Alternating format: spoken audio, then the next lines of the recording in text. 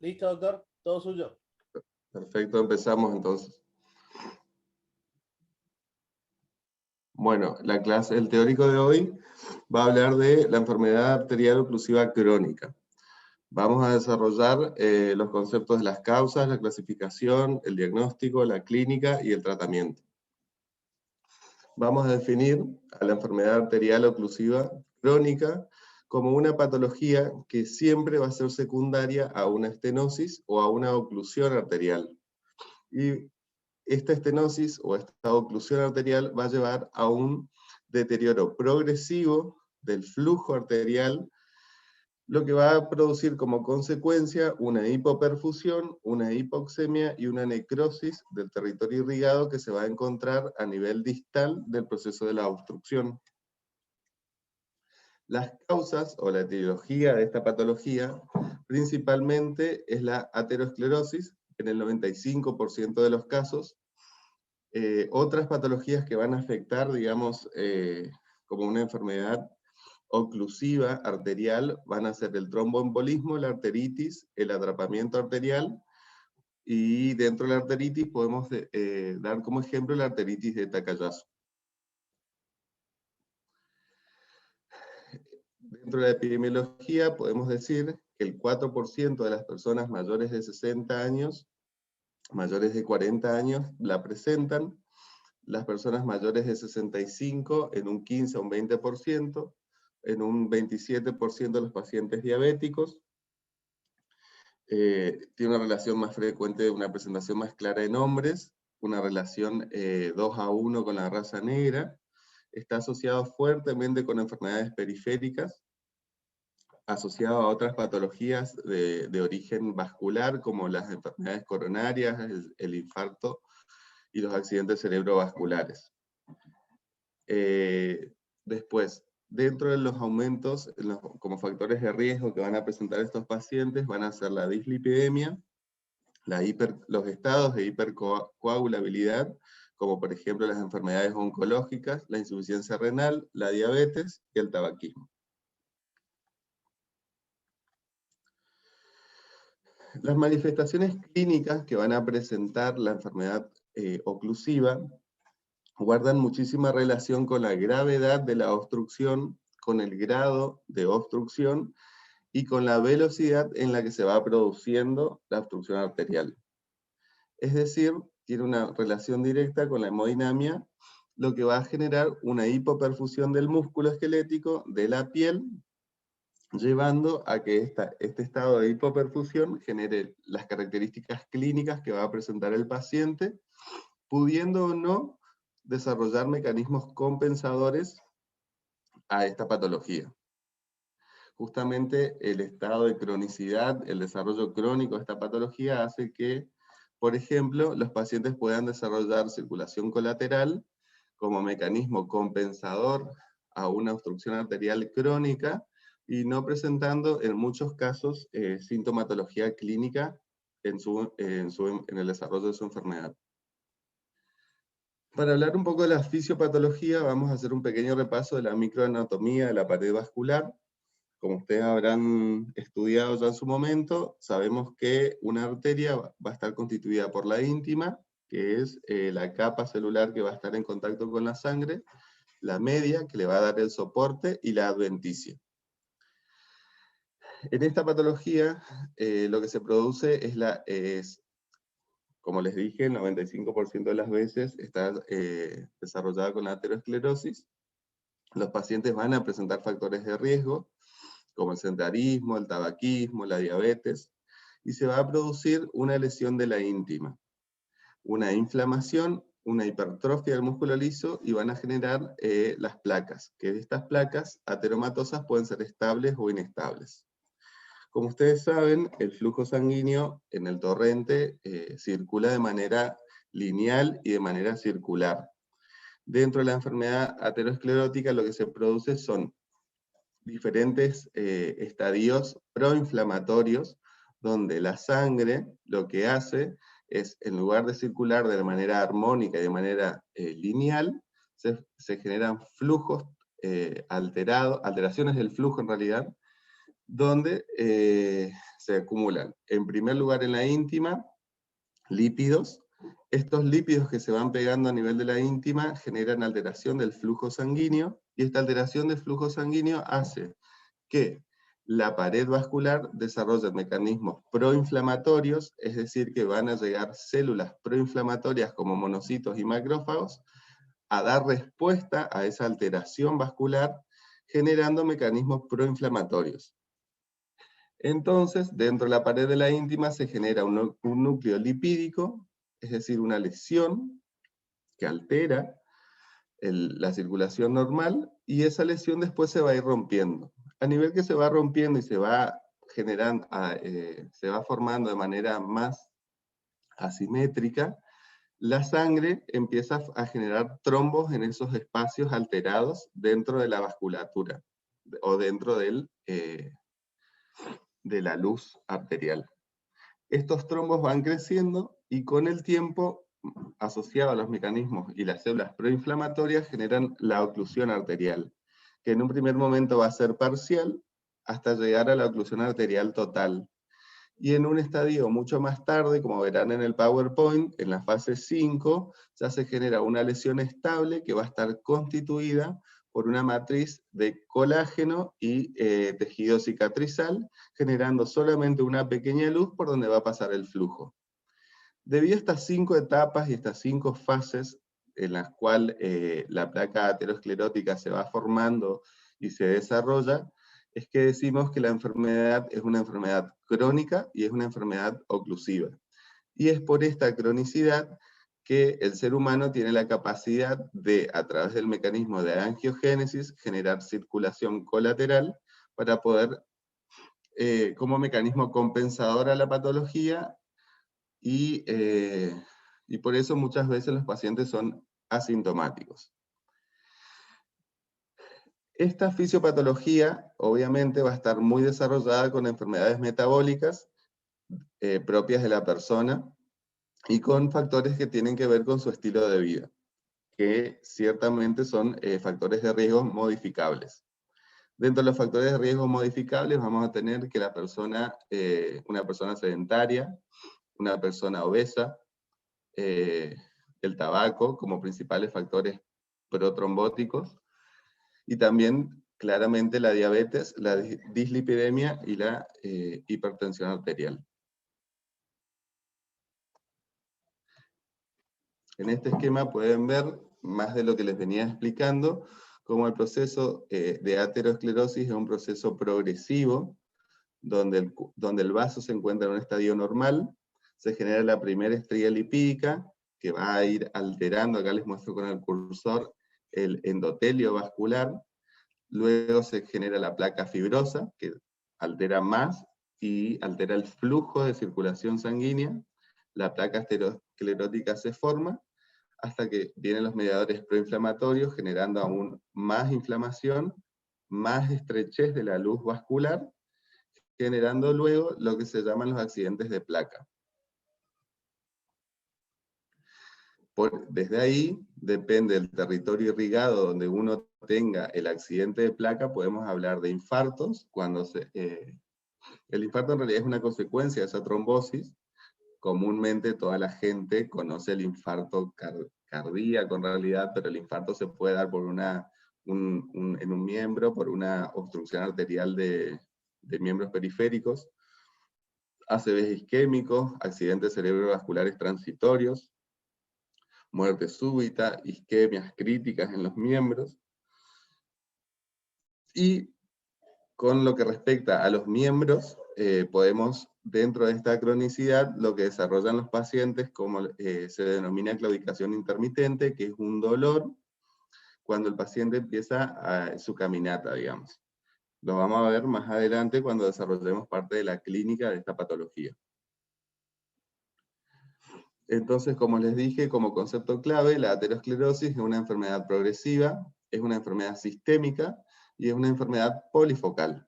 Generalmente está afectado a diferentes sistemas. Por ejemplo, si un paciente tiene accidentes de placa o enfermedad oclusiva crónica de miembros periféricos, seguramente va a tener compromiso a nivel de las arterias carotidias, a nivel de los senos vasculares cerebrales, a nivel renal, que son también órganos blancos dentro de esta patología.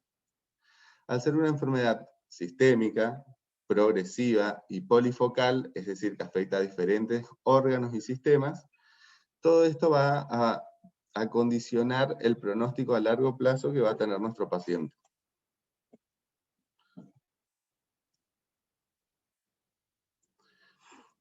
Vamos a hablar un poco del diagnóstico de esta patología, donde, como claramente ya habrán visto, primeramente tenemos que hacer la historia clínica y la exploración física.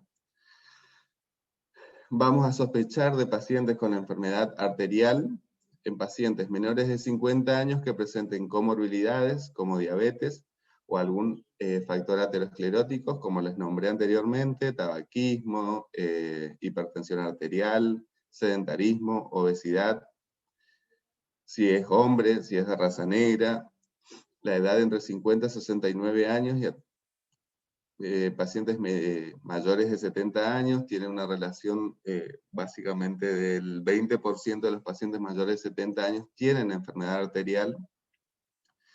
Pacientes que presenten síntomas al esfuerzo, como la claudicación que les nombré hace un rato, o dolor isquémico en reposo. El examen físico dentro de los miembros, donde vamos a constatar un buen pulso, y la enfermedad aterosclerótica coronaria, carotidia o renal.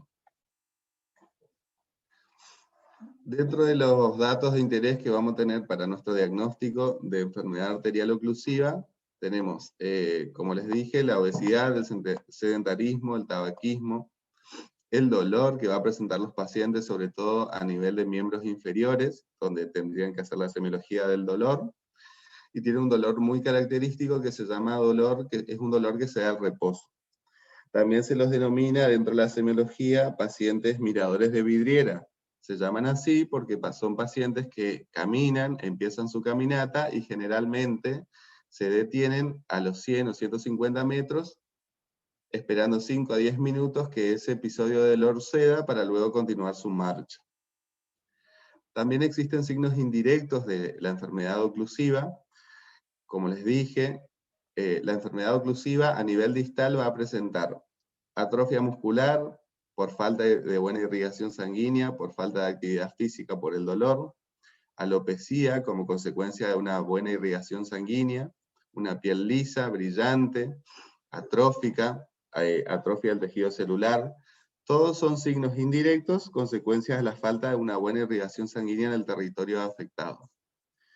Otro punto muy importante con respecto a los miembros inferiores a diferenciar es la diferencia en si es una lesión o una patología de origen arterial o de origen venoso.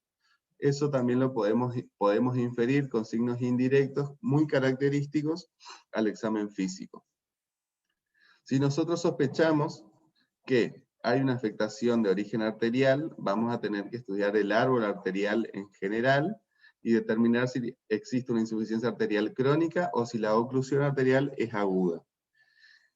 Como concepto básico, sabemos que la oclusión arterial aguda es de presentación brusca de alrededor de las 6 horas. A nivel general, podemos decir que el síndrome de isquemia periférica, es decir, que afecta a los miembros, va a presentar el paciente dolor, la palidez o la cianosis, como pueden ver en la foto, la impotencia funcional, frialdad de miembros y la ausencia de los pulsos periféricos. Como ven, ustedes pueden ver que ese miembro inferior está cianótico, está hipotrófico, tiene alteraciones de la piel. Si lo palpan van a tener alteraciones en el pulso seguramente. Inclusive, como signo indirecto, no patognomónico, uno puede saturar el miembro inferior y va a tener una alteración con la saturación a nivel de los miembros superiores.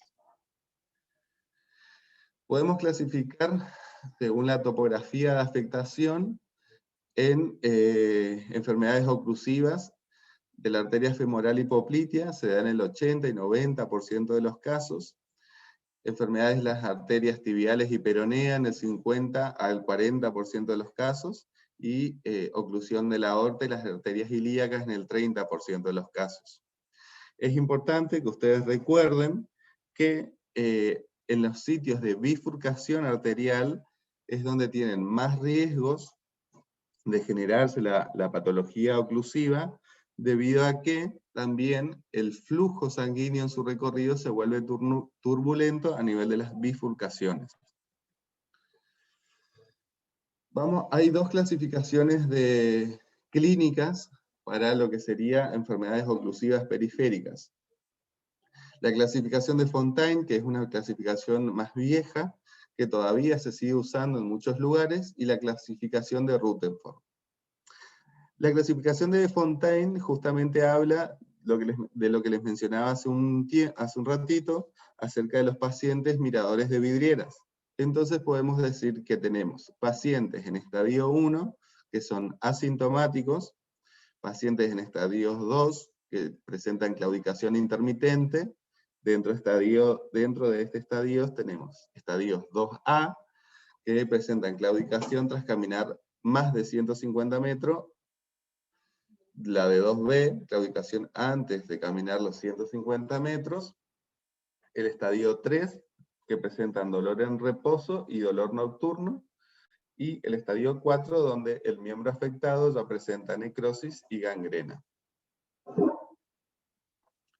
Dentro de la clasificación de Rutherford, habla de lo mismo, donde el estadio 0 es un paciente que se encuentra asintomático, y el diagnóstico se hace por algún estudio complementario seguramente.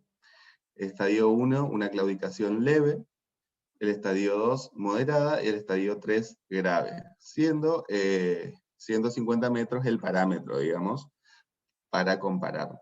Generalmente la prueba semiológica se hace o se hacía anteriormente, antes de los estudios complementarios. Antes del advenimiento de los estudios complementarios, el médico caminaba con el paciente una cuadra y media, para identificar, digamos, el tipo de claudicación. En el estadio 4, el paciente ya presenta dolor en reposo, que es un dolor intenso, muy característico, y que cede en la mayoría de los casos. El paciente se encuentra internado en el hospital, y el dolor cede. Van a encontrar que el paciente cuelga los pies de la cama, sintiendo una leve mejoría.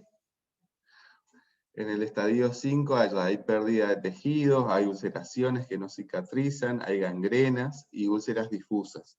En este estadio es donde podemos diferenciar una úlcera arterial de una úlcera venosa. El estadio 6 también hay pérdida de tejido, el tejido celular subcutáneo ya prácticamente no existe, se extiende a través del metatarsiano y el pie ya es irrecuperable. Como les mencionaba anteriormente, acá tienen un ejemplo de cuándo sospechar en úlceras arteriales y en úlceras venosas.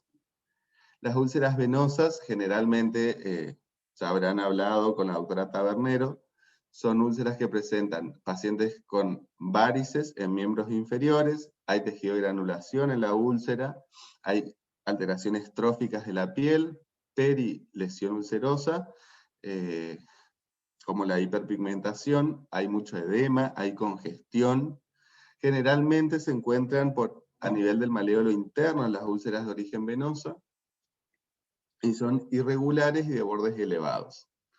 A diferencia de la úlcera arterial, las úlceras arteriales son de bordes netos, de bordes redondeados, son secas, presentan escalas necróticas, todo como indicios o signos indirectos de una isquemia.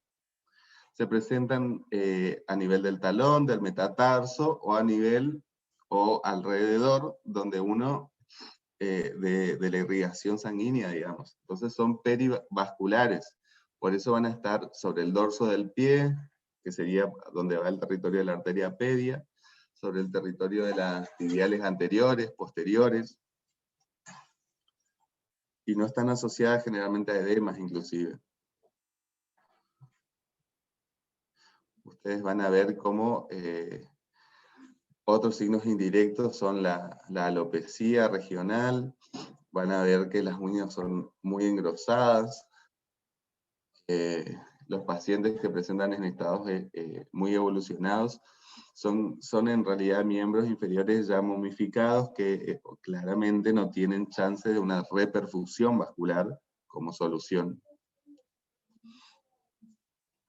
De ahí ustedes tienen que aprender a diferenciar conceptos claves de esta patología, donde uno es la claudicación intermitente, que es la sensación de dolor que va a experimentar el paciente, cansancio o pesadez de la región muscular que va a estar afectada.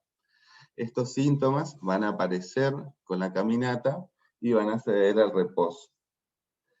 ¿Alguno sabe por qué esto se daría de esta manera? ¿Por qué cede al reposo y por qué aparecen con la caminata?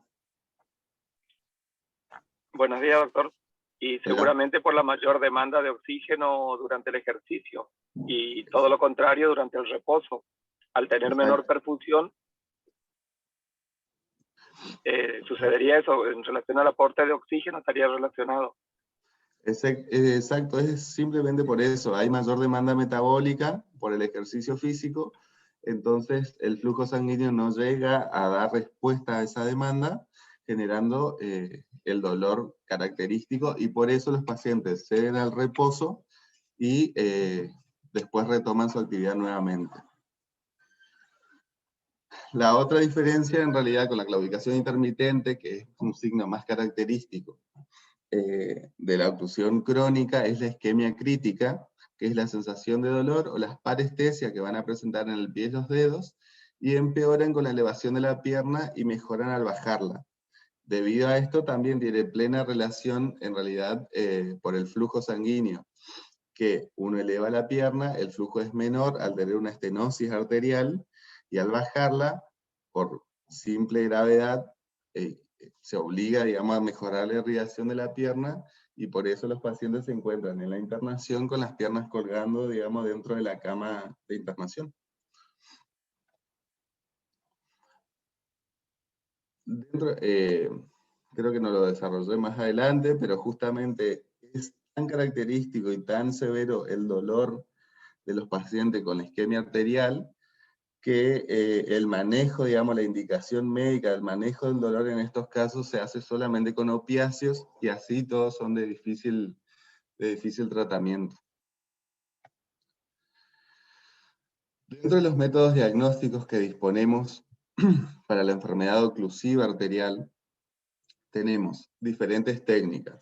Dentro de la clínica, digamos, tenemos el índice tobillo-brazo, el índice dedo-brazo, examen de presión segmentaria, la pletismografía o volúmenes de pulso, los ultrasonidos, el test de ejercicio, resonancia, TAC y arteriografía. Como método clínico fácil y aplicable en cualquier lugar, tenemos el índice tobillo-brazo. Tiene una sensibilidad del 76% y una especificidad del 96%.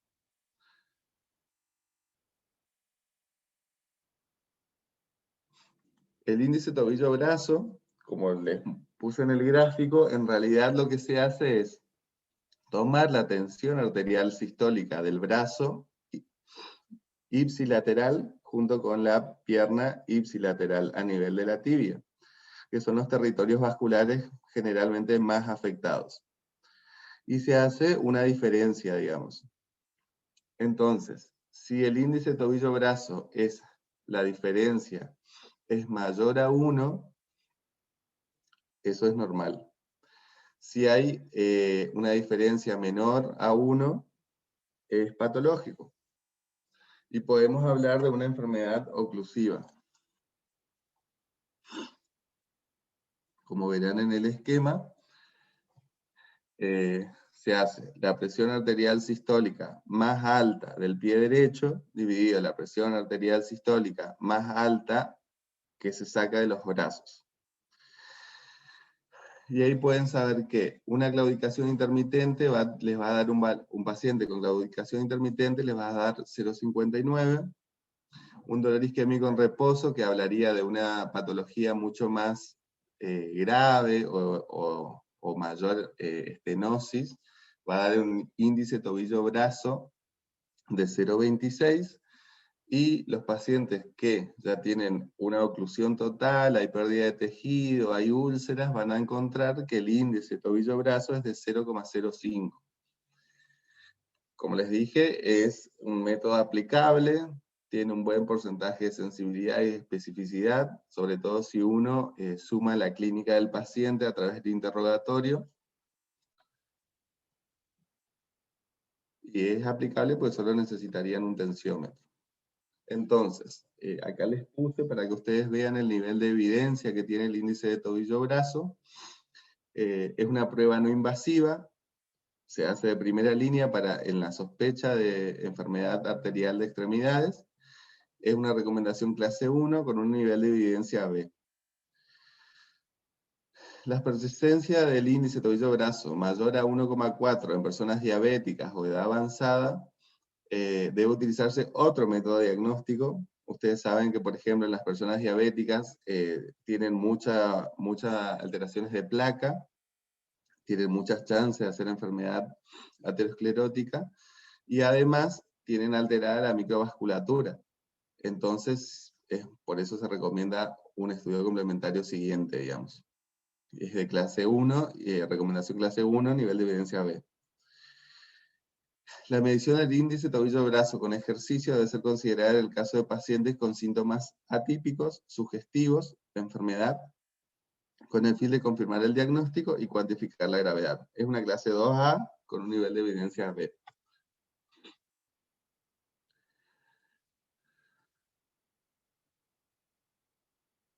Las limitaciones que van a encontrar con este método de diagnóstico son que las arterias presentan muchas veces calcificaciones, es decir, que son difíciles de comprimir con el tensiómetro y con el manguito, generando por ahí valores que no corresponden. Los pacientes que tienen estenosis proximales, no se puede hacer el índice tobillo-brazo cuando uno, por ejemplo, sospecha en enfermedad oclusiva a nivel de las arterias ilíacas o femorales ya muy proximales, digamos. Las pacientes con estenosis graves que presentan buena circulación colateral, es un sesgo, y alteraciones congénitas de la arteria pedia que se dan hasta en el 32% de los pacientes. Después tenemos lo que todos generalmente manejamos y conocemos, que es el ultrasonido. Tiene una sensibilidad del 85 al 90%, es bastante específico, una especificidad del 95%. Con la ecografía podemos hacer diagnóstico, eventualmente tratamiento y pronóstico del paciente. También es útil para el seguimiento de cirugías de revascularización, como las angioplastías y el bypass. Y la única desventaja que presenta la ecografía es que no estudia el árbol vascular total, sino que solamente el segmento que uno sospecha está afectado. La angiotomografía también tiene una sensibilidad del 95, especificidad del 96, es un estudio no invasivo, disminuye su rentabilidad cuando vamos a estudiar enfermedades arteriales infrapatelares, y depende de la función renal. Esto se da porque dentro de la angiotomografía uno usa un contraste a base de iodo, por eso altera la función renal, digamos, y puede llevar a un fallo renal irreversible en pacientes que tengan un fallo renal previo. La angioresonancia tiene una sensibilidad del 94 y del 100% a nivel infrapatelar, una especificidad del 92, supera la TAC y también por el tema del contraste está contraindicado en pacientes con insuficiencia renal.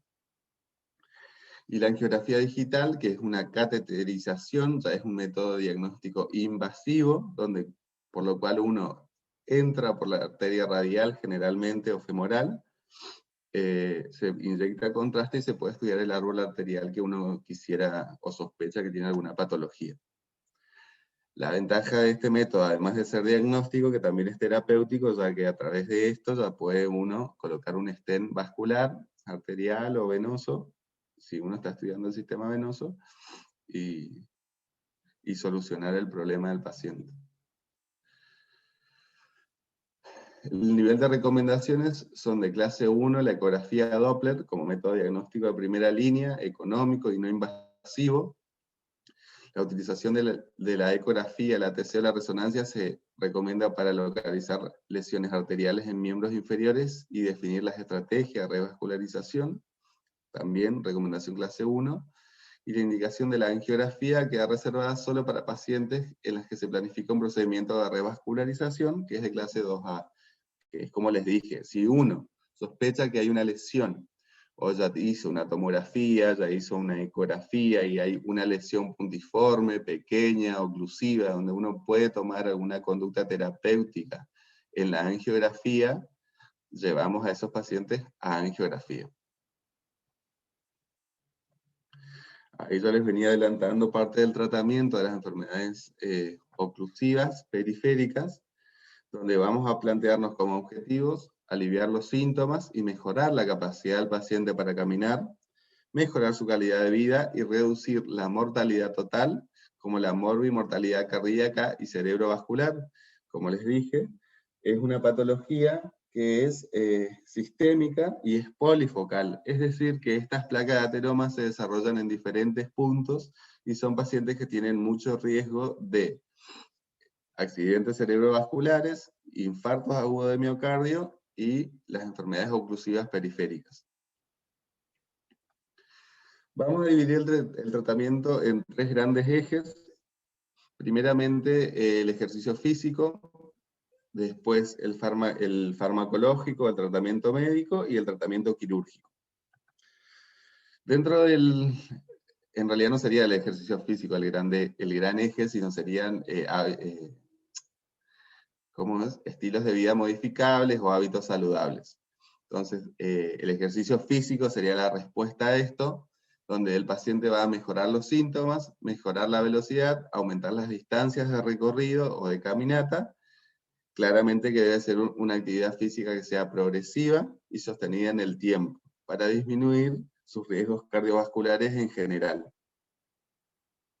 Dentro de la medicación farmacológica vamos a tener medicación que son la antiagregación plaquetaria, que lo vamos a conseguir con el cilostazol, que es un vasodilatador y son antiagregantes, la aspirina, que va a reducir también como antiagregante plaquetario, las estatinas, los IECAS y los betabloqueantes en pacientes que sean menores a 140-90 de TA.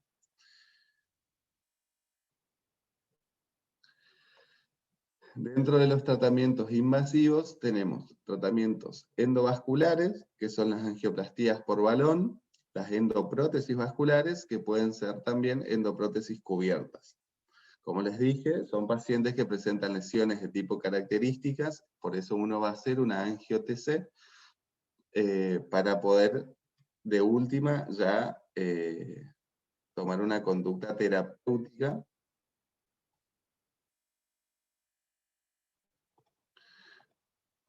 lesiones que sean puntiformes, que sean aisladas, que sean una sola. El tratamiento de reperfusión ya se da en lesiones que son donde el accidente de placa está organizado, ya hay fibrina, no se puede angioplastiar, entonces podemos hacer tratamientos de revascularización a través de implantes autólogos, que son implantes de vena safena, donde el concepto es el mismo que el bypass coronario, digamos. Uno saca la vena safena y puentea, como quien dice, la obstrucción arterial, haciendo que el flujo llegue a nivel distal a través de la vena safena. Implantes heterólogos, que se llaman a los implantes donde uno usa, en lugar de la vena safena propia del paciente, usa dispositivos de PTFE o de Dacron, que son dispositivos tubulares, digamos, y se hace lo mismo, se puentea la obstrucción arterial. De ahí hay otros conceptos que dentro de la cirugía vascular, que el bypass se llama según la anatomía o el vaso que sortea. Entonces vos podés tener, por ejemplo, un bypass femoropopliteo, es decir, que podés colocar un implante autólogo o heterólogo desde la arteria femoral hasta la arteria poplitea, suponiendo que haya una obstrucción a nivel de la femoral distal, por ejemplo.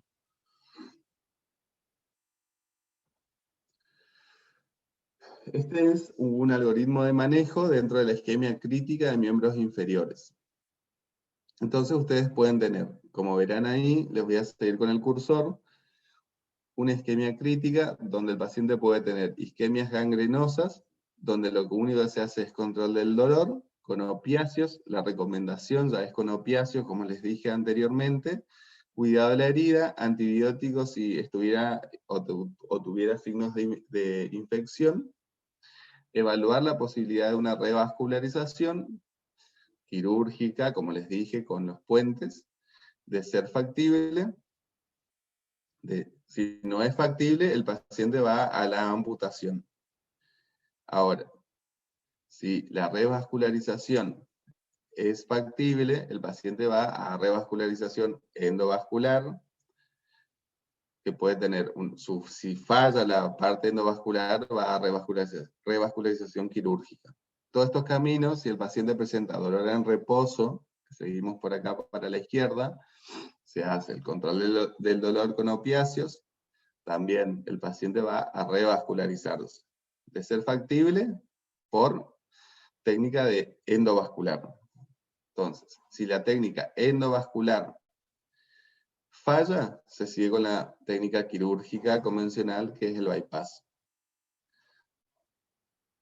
Si la revascularización endovascular, hay una evaluación clínica y no invasiva donde el paciente tiene mejorías, es decir, se constata, por ejemplo, un buen flujo por ecografía Doppler, el paciente queda en controles de riesgo, tratando sus factores modificables y con medicación eventualmente con los antiagregantes plaquetarios.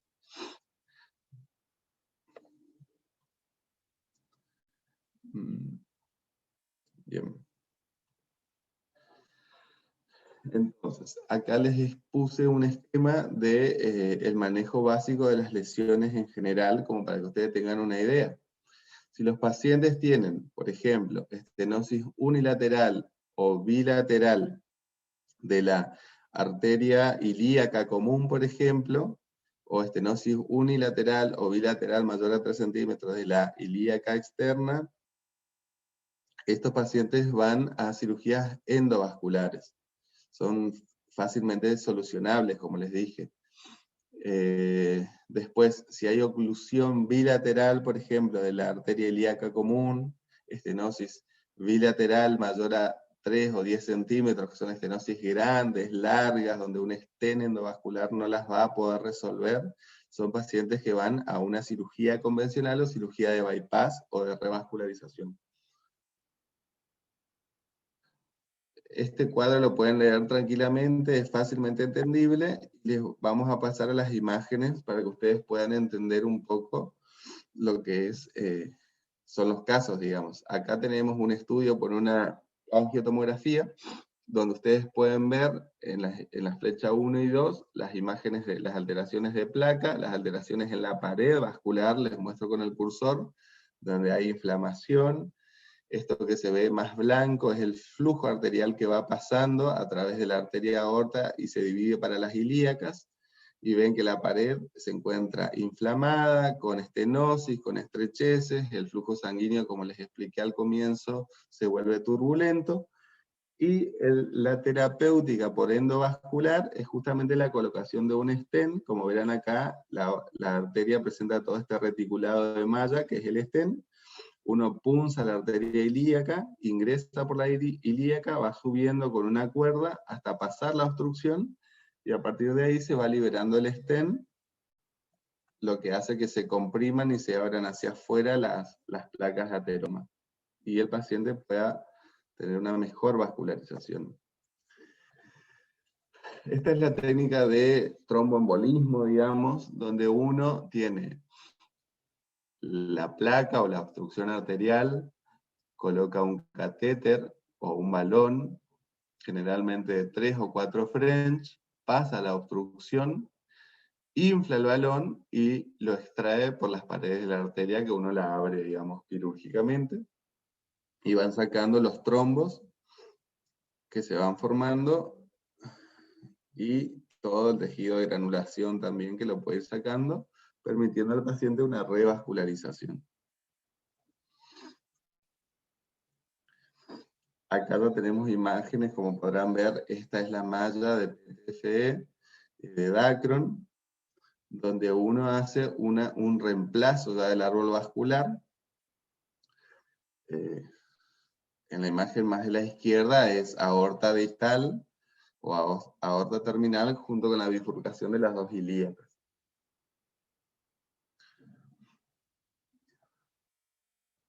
Acá pueden ver un injerto autólogo, donde al paciente se le saca la vena safena, se le va sacando la vena safena para hacer el puente en la otra pierna.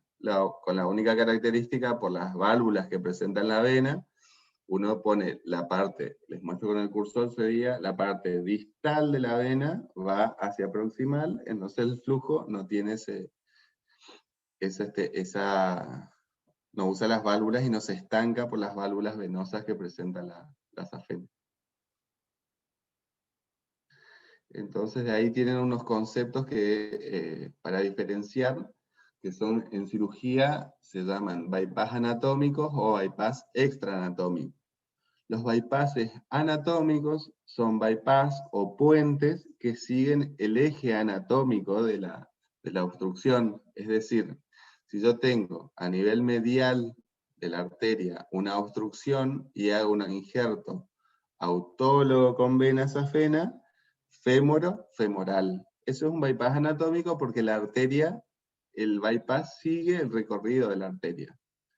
A diferencia de un bypass extraanatómico, que son puentes vasculares que no siguen la anatomía normal. Es decir, en muchos pacientes se hace un bypass, por ejemplo, desde la axila hasta las ilíacas. Eso es un bypass extraanatómico. Y se llaman bypass axilo-femoral o axilo-ilíaco.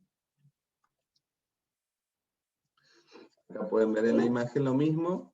La estenosis generalmente a nivel popliteo, como les dije,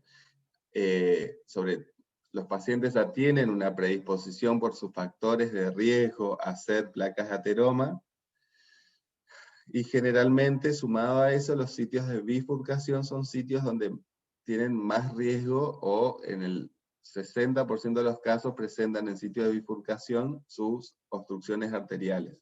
Es decir, acá siempre van a encontrar, por ejemplo, a nivel de las popliteas, antes de dividir, o en el hueco popliteo. Como se ve en la imagen, la parte más blanca es el recorrido de la arteria, y ahí ven la estenosis post-obstructiva. Dentro de las enfermedades obstructivas también vamos a hablar un poquito de la estenosis carotidia. La fisiopatología es la misma, hay una disminución en el calibre de la arteria, lo que está provocado por una placa de ateroma con la misma fisiopatología que en la arteria periférica. Entonces llega un incorrecto aporte sanguíneo al cerebro, digamos. Esas placas pueden ser estables, es decir, lo único que generan es una hipoxia cerebral, suponiendo que el paciente no tenga un polígono de Willis funcionante, porque así, con el polígono de Willis funcionante, la carótida contralateral, si no tiene enfermedad, contrarrestaría un poco esta hipofunción, digamos. ¿Qué les iba a decir? Bueno, y es también parte de la secuencia dentro de las placas inestables de por qué se generan los accidentes cerebrovasculares.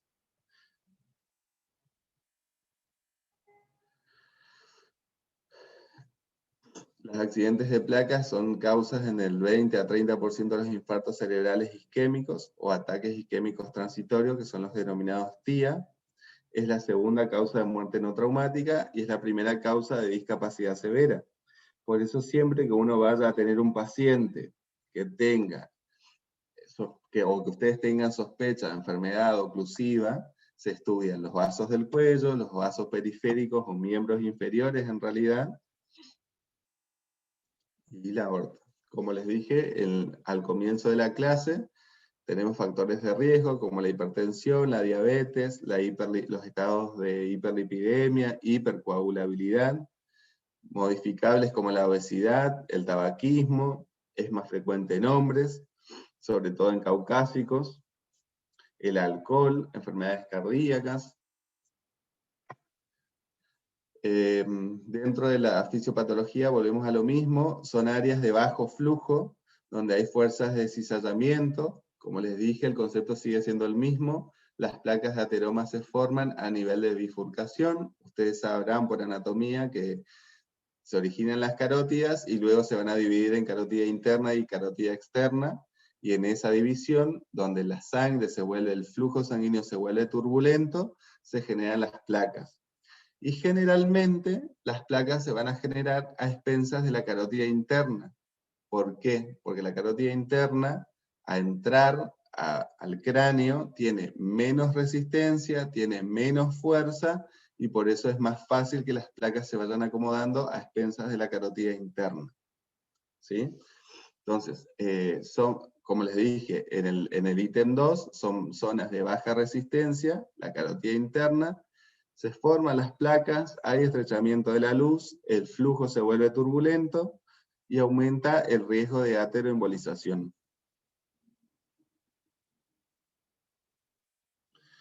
A diferencia de la carótida externa, que va a dar irrigación a la cara y a nivel externo del cráneo, digamos, donde uno tiene más fuerza contráctil, digamos, la arteria tiene más fuerza contráctil, por lo cual es más difícil el accidente de placa. El diagnóstico es clínico, claramente. Como estamos en cirugía, no voy a ahondar mucho en lo que sería accidente isquémico transitorio y la clínica del accidente isquémico transitorio, pero generalmente son las pérdidas de las funciones neurológicas menos de 24 horas. ¿Sí? El ACV, o accidente cerebrovascular en sí, donde el paciente presenta síntomas oculares, sensitivos, motores, corticales o ambas, y donde no hay reversibilidad en las primeras 24 horas. Dentro de los estudios imagenológicos, como les dije, tenemos la ecografía de vasos del cuello. Es útil para el diagnóstico y el seguimiento, porque hay inclusive placas ateromatosas que son duras, son inmóviles, es decir, son placas estables, donde uno puede ir haciendo el seguimiento de los pacientes. La angiografía carotidia por tomografía, para evaluar el cuadro de ACV agudo y descartar las hemorragias, y las resonancias. Las estenosis a nivel carotidia se van a dividir en 3 categorías, que dependen del diámetro de la luz, o sea, de la estenosis que va a tener la luz. Estenosis carotidias leves presentan una estenosis menor del 50%, moderadas del 50 al 69% y graves del 70 al 99%. ¿Sí?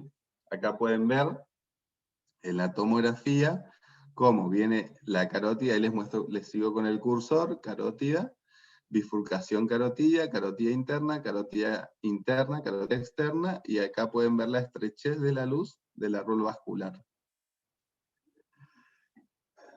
Acá, hacia la derecha, es lo mismo, pueden ver la estrechez del flujo por ecografía carotidia. Acá en una reconstrucción del árbol vascular, pueden ver cómo vienen. Acá nacen, fíjense, nace la carótida derecha, subclavia, sigo con el cursor, avanza la carótida primitiva, y acá a nivel de la bifurcación de carótida interna y carótida externa, presentamos una estenosis.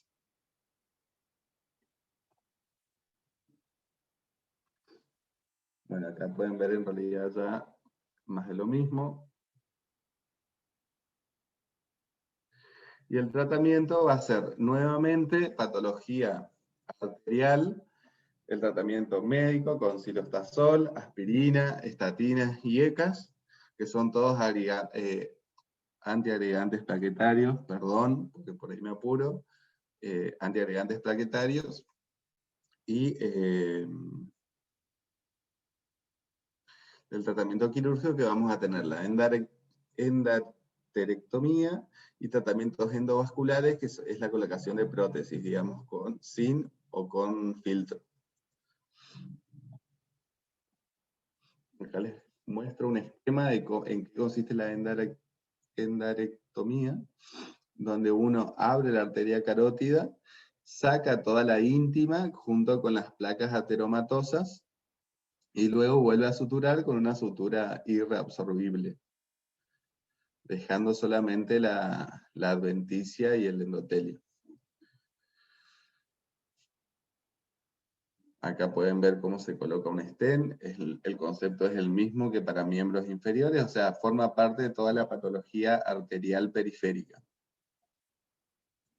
¿Sí?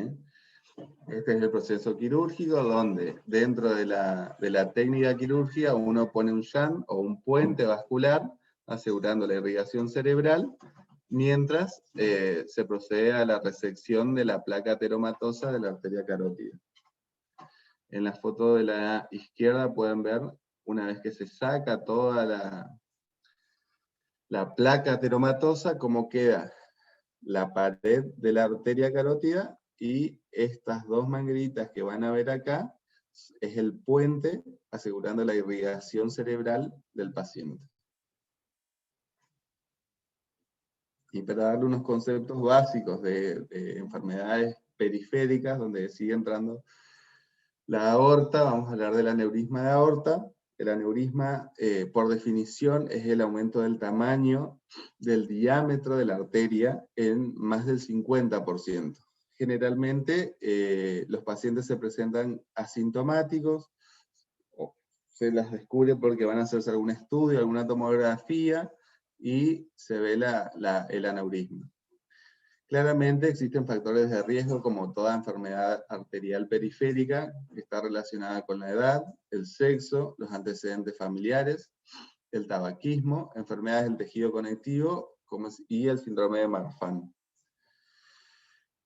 Lo que sí es para saber, o para que ustedes sepan, es que dentro del aneurisma de aorta, que por definición es el aumento del diámetro de la arteria, en el aneurisma se comprometen todas las capas arteriales. ¿Sí? La clasificación del aneurisma se llama clasificación de Backey, que son de tipo 1, va a afectar el aneurisma a la aorta ascendente, al callado y descendente. La de tipo 2, aorta ascendente y solo el callado. Las de tipo 3, aorta descendente, donde puede ser 3A, es decir, aorta descendente a nivel del tórax, descendente torácica, y la de 3B, aorta por debajo del diafragma o aorta abdominal. De ahí también, generalmente ya es para hilar un poco más fino al que le interese, a nivel infradiafragmático también tiene que ver si el aneurisma afecta o no las arterias renales, como órganos que son muy importantes dentro de la economía del aparato. El aneurisma de aorta generalmente quedan siempre en control clínico, siempre que sean asintomáticos. Acá en el cuadro les muestro, aneurisma de aorta abdominal significa la abreviación. Entonces tenemos un aneurisma de aorta de 3 a 3,9 centímetros, el riesgo de ruptura es de 0. De 4 a 4,9 es de 1, de 5 a 5,9 es de 1 a 10%. Generalmente, un paciente con un aneurisma de aorta a partir de 4, 4,5, ya se le recomienda la conducta quirúrgica por el riesgo de ruptura y muerte que tienen estos pacientes. Fíjense que un diámetro mayor a 7 tiene un 50% de riesgo de muerte. Y en los aneurismas de aorta pequeños, es decir, los que no tienen riesgo de ruptura, por ejemplo, se hace una tomografía de control al año para ir viendo si va creciendo o no dicho aneurisma.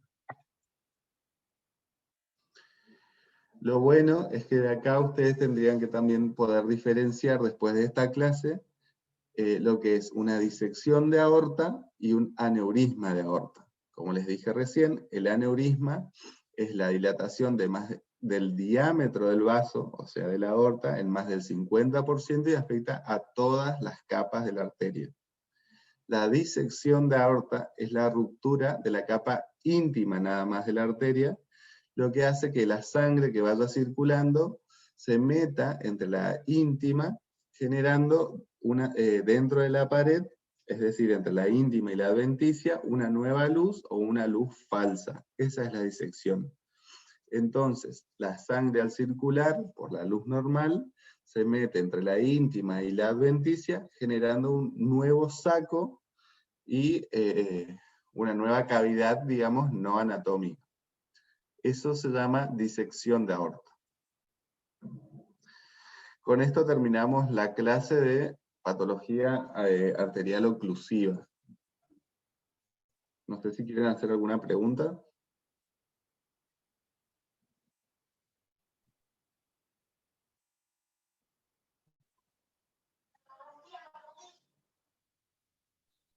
Chicos, ¿alguna pregunta para el doctor? No, Doc, muy buena clase.